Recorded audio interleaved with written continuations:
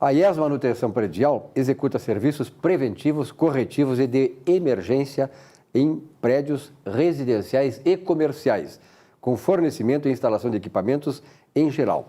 Faça contato e contrato de manutenção global. 3276-3945.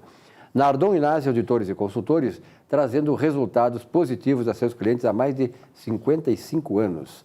E a Cooperpua Crédito Cooperativo para Municipários, sede própria aqui na Alberto Bins, 325, no nono andar, 3284-2600.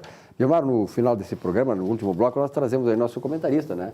Consultor empresarial. Um homem que entende não só da parte econômica, como da parte de recursos humanos. Recursos humanos, que é um complemento fantástico. Professor, obrigado pela tua presença aqui hoje, né? Muito obrigado. Como entrevistado. Muito obrigado. Segundo o Henry Ford, a parte mais difícil das empresas são as pessoas. É verdade, Sim. é verdade. Bom, Saul, nós tivemos essa semana aí uma medida do governo, já faz 8, 10 dias, que visa, né, Vilmar, a criação da chamada carteira verde e amarela. O que é isso? É uma forma de contratação que permite que as empresas sejam um pouco menos oneradas para permitir que elas contratem esses trabalhadores. Está havendo muita briga aí na área jurídica, tem pessoas dizendo assim, não pode criar na empresa duas naturezas de serviço, o pela CLT, normal e tal, e pela carteira verde e amarela. Ora, eu acho uma excrescência isso, né? No setor público tem o pessoal que é de carreira e tem aqueles que são CLT. Sim. Então convivem, né? Convivem perfeitamente. Aliás, eu fui gestor de uma empresa desse tipo, onde havia o seletista e o estatutário. Pois é. E o mais importante é que isso visa criar, segundo o governo, concretamente mais de 1.800.000 empregos numa hora, não é, Saul? Que mais nós precisamos, né? Sim, exatamente. Eu também fui gestor de uma empresa, Vilmar, onde nós tínhamos o seletista, o estatutário e o cargo em comissão. Então, eram 3 regimes na mesma empresa. Convivendo, né?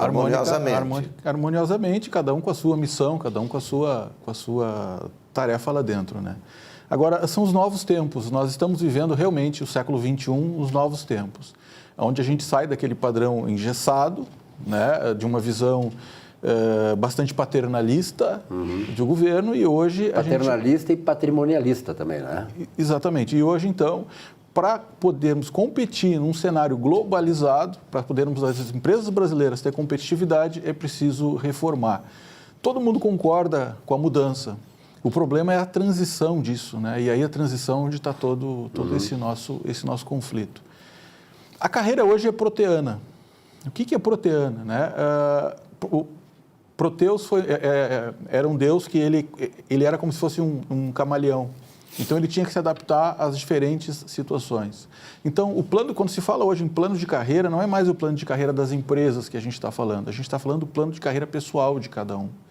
Então, quer seja no regime CLT, quer seja nesse novo regime agora verde e amarelo, quer seja também uma coisa que está acontecendo muito, eu vejo muitos dos meus alunos assim, com o microempreendedor individual dentro das empresas, então eles convivem também com... Nós vamos ter 3 formas, então, de contratação, e ainda tem o estagiário, né, que também é uma forma que muitas empresas utilizam para selecionar o candidato e depois fazer uma contratação melhorada, né, com mais critérios de avaliação, de acordo com aquilo que ele entrega. Porque trabalhar hoje é entregar resultados. Então, o estágio ele serve para tu avaliar se realmente aquela pessoa merece a aposta da empresa, o quanto ele entrega de resultado e o quanto ele é talentoso. Saiu uma pesquisa essa semana lá na nossa faculdade, Sezuca, lá em Cachoeirinha, sobre a melhoria da vida dos alunos desde a entrada na faculdade até o final. E aí eu fiquei bastante impressionado, assim, né, o quanto muda a vida para melhor desses alunos em termos de empregabilidade e até mesmo de trabalhabilidade, ou seja, a capacidade de empreender e buscar trabalho. Então, assim, respondendo, depois de toda essa volta, respondendo a pergunta, eu acho essa iniciativa do governo muito boa, está linkada realmente ao movimento global, né? E as empresas hoje, nós conversamos muito com os empresários e isso é um grande desafio. Nós temos um paradoxo, muita gente desempregada, mas também muita empresa precisando de pessoas talentosas nos seus quadros. Então, as empresas, com essas facilidades do governo, com esses incentivos, ela vai poder contratar mais, ela vai poder experimentar mais e vai poder avançar. Aliás, há um dado que 30% dos empregos oferecidos não são preenchidos por falta de qualificação do trabalhador. E como tu falaste aí na universidade lá de Cachoeirinha, hoje uma das mais importantes universidades mundiais já tem esse programa que o Saul falou, que já vem de 10 anos para cá, a Universidade de Harvard, nos Estados Unidos.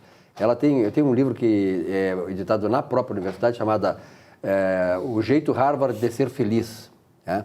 E eles implantaram isso na universidade e acompanharam durante vários anos, 20 anos, os alunos, desde a entrada deles até a saída deles da universidade. E corresponde exatamente a esse mesmo critério que foi usado e ao resultado obtido lá em Cachoeirinha. E esse programa ele atinge uma faixa etária fundamental, que é justamente esta faixa etária do terceiro grau da universidade, que é dos 18 aos 29 anos de idade. E nós temos que olhar para fora do Brasil, nós temos que olhar, o processo da globalização já veio há muito tempo e a gente faz de conta que não existe, a gente faz de conta que o nosso sistema aqui está muito bem obrigado às nossas garantias individuais, às nossas garantias coletivas, a nossa questão, como está a CLT, como estão as questões sociais, não é, de emprego, né? E o mundo lá fora está olhando de forma diferente. Vamos pegar o caso da China, por exemplo, não é, professor Saul? A China, ninguém vai querer que o Brasil vá fazer o mesmo tipo de contratações como a China faz. Agora, em compensação, nós não podemos deixar de perceber que a China hoje é o maior produtor do mundo. O próprio Estados Unidos está preocupadíssimo porque muitas empresas dos Estados Unidos estão indo para a China. Claro que a China não tem leis sociais, não tem férias, não tem nada, não tem paternalismo nenhum. Ninguém quer isso aos nossos padrões, porque lá, a gente olhando os nossos padrões, é trabalho escravo.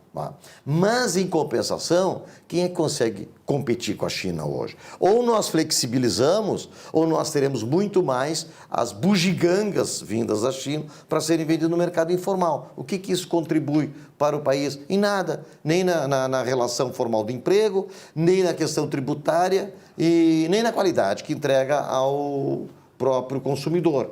Então, nós temos que olhar para fora, não é isso? Exatamente. Essas iniciativas de carteira verde e amarela, o próprio programa de refinanciamento dos tributos atrasados, que foi a medida provisória 889, também traz, né, exatamente esses modelos para que as empresas possam, então, se reestruturar e avançar nas suas contratações.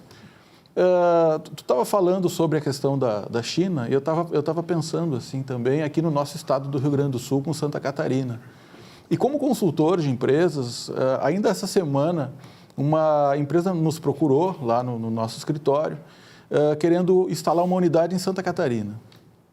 E aí eu perguntei por quê. Por que Santa Catarina? Por que Santa Catarina? Por que não Rio Grande do Sul? Exatamente, pela questão tributária. Ou seja, a empresa não está conseguindo sobreviver no Rio Grande do Sul, certo? E está indo para lá. Então, nós também temos um movimento Estados Unidos, China, mas também temos os movimentos internos aqui dessa guerra fiscal que está matando o Estado. Aliás, esse projeto que foi entregue na terça-feira da semana passada pelo presidente Bolsonaro e pelo ministro da Casa Civil, tem muito a ver com isso, né, Silvio? Porque também aborda o Pacto Federativo, que é essa questão da guerra fiscal, que ela é danosa para o país. E, recentemente, depois o próprio governo do Estado voltou atrás, que foi a questão do IPVA, né? Vários movimentos nas redes sociais, querendo emplacar carros em Santa Catarina.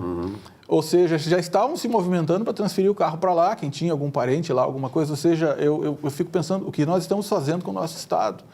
E eu perguntei para esse empresário, né, que gostaria de abrir uma unidade em Santa Catarina, qual seria o grande motivo, né? E ele fala, olha, se eu não fizer isso, a nossa empresa não vai sobreviver pela perda de negócios, ou seja, ele não quer, mas ele acaba sendo obrigado a fazer isso. E está vindo assim, é alarmante o número de empresas que estão buscando estratégias, quer seja também no Espírito Santo, também, que é bastante atrativo, né, o mercado. E tudo mais. Então, essas reformas, carteira verde e amarela, reforma... Pacto Federativo, essa própria reforma tributária... emergência fiscal, que faz parte desse reforma trabalhista, reforma previdenciária, são mudanças que todo mundo concorda que tem que ter, mas a transição é dolorosa para todo mundo. Mas nós temos que nos adaptar, temos que ser, como eu falei antes, temos que ser proteanos, ou seja, tem que olhar o cenário e adaptar os negócios com relação a isso para poder tirar o melhor proveito em termos de competitividade. A própria reforma a reforma previdenciária, tá? Ela traz um plano dentro da reforma de transição, inclusive tem uma ferramenta dentro do próprio site do Ministério da Previdência, ajudando as pessoas a fazerem simulações do que é melhor para si, né? Cada um de si, perceber o que é melhor, decidir o que é melhor para fazer essa transição, né, Silvio? Agora, o importante, né, professor, para nós estamos nos encaminhando para o final da entrevista, é de que os jovens, né, que queiram, né, participar desse programa se qualifiquem, né? Exatamente. Essa pesquisa mostra, assim, é uma coisa interessante. O pessoal fala em oportunidades, né? Muita gente acha que as oportunidades não me aparecem. As oportunidades, elas até aparecem, mas a gente mais cria oportunidades. E aquela história de dizer assim, como aqui no Rio Grande do Sul a gente fala, o cavalo só passa encilhado uma vez. Quando tu está estudando, o cavalo passa encilhado várias vezes. Várias vezes. E um dos erros, muitas vezes, que os estudantes fazem é parar os estudos para pagar a prestação de um carro, de uma moto, alguma coisa assim, depois retomar. E isso, muitas vezes, acaba atrasando a carreira. E aí, nesse momento é que cruza o cavalo. Exatamente. Então, as oportunidades, e hoje nós vivemos um mercado de oportunidades, elas estão atreladas à qualificação. Com certeza. Sal, obrigado pela tua presença aqui. Acho que foi um papo interessante, né? Para você que é jovem, para você que está no mercado de trabalho, quer entrar, porque esse é o caminho, esse é o rumo. E o governo, eu acho também que está no rumo certo.